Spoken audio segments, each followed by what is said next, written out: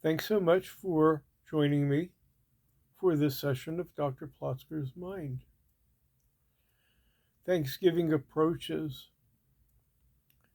It's about 10 days away. The last few years, it has been at my house, though I have been the uh, food preparing maven for many years. While my mother in law was alive and infirm, I prepared the meal at my house and transported it in containers to my in law's house where everybody assembled. A few years after her passing at age 97, nobody else in her house is really immobilized. So it made a lot more sense to move the dinner to my house. I kind of like making it that and Seder, the two grand dinners where people assemble. This year, my children are coming from afar.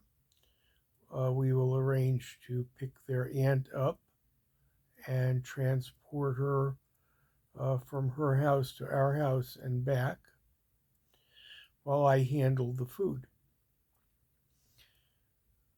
I think of the dinner as a grid.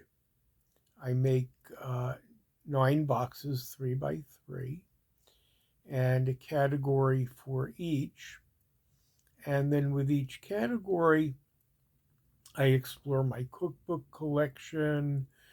I explore recipes that are online and searchable, something that has sort of made cookbooks obsolete, or at least the recipe part of them, though some cookbooks have wonderful text describing the origins of the food and little tidbits about the ingredients that the online recipes really cannot duplicate.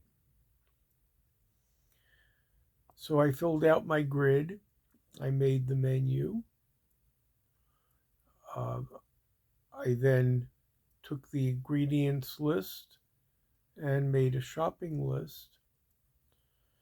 So I'm pretty much ready to go after I get the ingredients. Sometimes I think of it the way the Catholics think of their Mass. There's a proper that is unique to the occasion, and there is an ordinary that repeats for every Mass. Thanksgiving dinner is a little bit like that. There is always turkey. I will do something with sweet potatoes, as sweet potatoes go on sale during the Thanksgiving shopping season.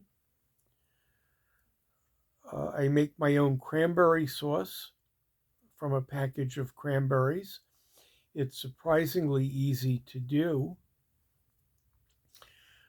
And then I can vary a little bit on spice additives or orange peel or some juice, things that can make it taste beyond cranberry. And turkey has to have a stuffing, though I was advised many decades ago not to stuff the bird. I used to make it in the oven, but as my meals got more sophisticated, I need the oven for other things.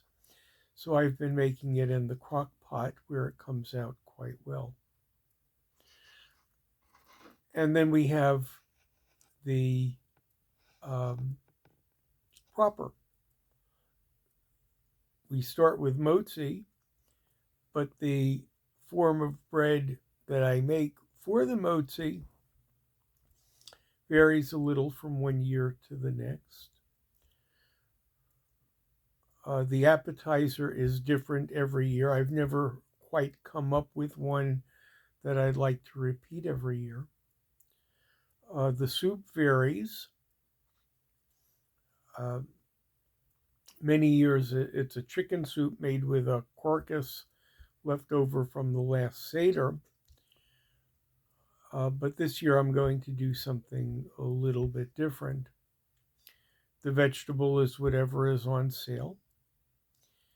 The dessert is usually some kind of parva cake.